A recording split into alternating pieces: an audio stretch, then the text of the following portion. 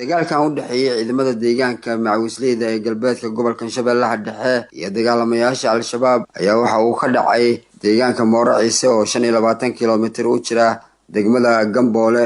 dagaalkan ayaa yimid kadib markii ciidamada macawisleyda ee galbeedka gobolka Shabeellaha Dhexe ay weerar ku qaadeen saldhig dagaalamayaasha Al-Shabaab ay ku lahaayeen deegaankaasi. dagaalkaasi uu ka dhashay khasaaro dhimasho dhaawac. gudoomiye ku-xigeenka amniga iyo siyaasadda maamulka degmada Gamboole Daahir Maxamed Cusmaan ayaan wax ka weydiiyay dagaalkaasi dhaxmaray ciidamada deegaanka ee macawisleyda galbeedka gobolka Shabeellaha Dhexe iyo xubnaha ka tirsan dagaalamayaasha Al-Shabaab. waxaana uu sheegay in dagaalkaasi uu jiro weerarna ay ku qaadeen ciidamada deegaanka xubnaha ka tirsan Al-Shabaab ee ku sugnaa deegaanka Mooro Ciise.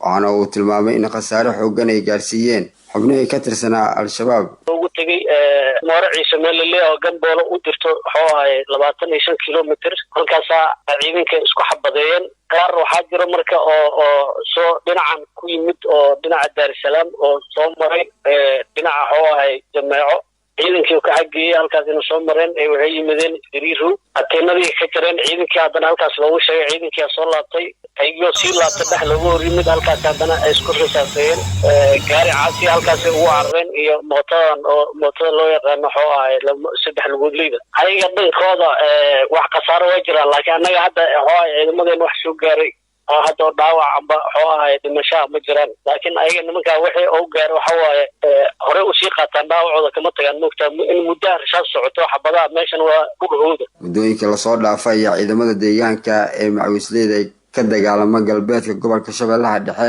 waxay wadeen howlgallo ka dhana Al-Shabaab kaasoo inta badan ay ka doonayaan sidii ay uga saari lahaayeen deegaanada ay haatan maamulaan ee dhinaca galbeed gobolka Shabeellaha Dhexe.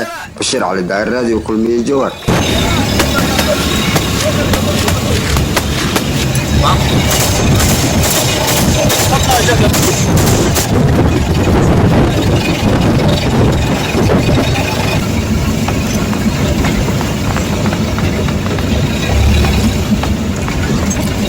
صح شغله صح شغله فرمة